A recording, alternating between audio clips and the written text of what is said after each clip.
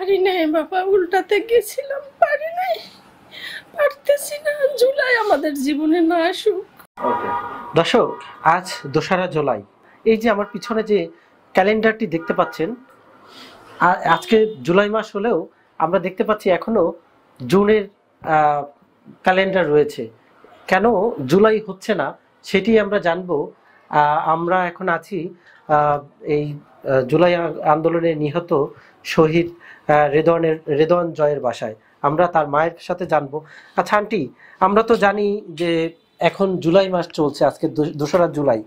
আপনার বাসায় দেখতে পাচ্ছি যে জুন মাসের ক্যালেন্ডার ঝুলছে, কেন আসলে জুলাই হচ্ছে না? কালার এক্সপার্ট, জর্জ স্যাপ এবং মাইল্ড অন হ্যান্ডস টেকনোলজি সমৃদ্ধ অরিক্স ক্রিস্টাল ওয়াশ আপনার লন্ড্রি এক্সপার্ট।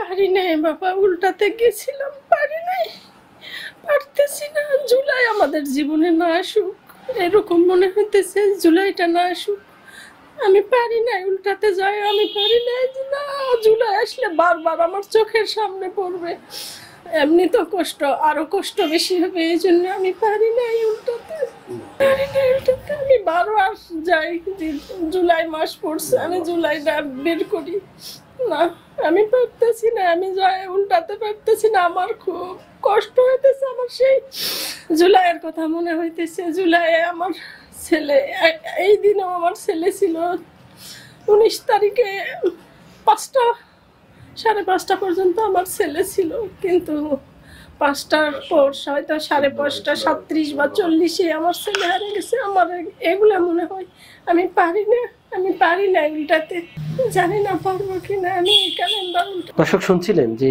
এই যে শহীদ শরীফ জয়ের বাসায় আমরা রয়েছি, রেদওয়ান শরীফ জয়।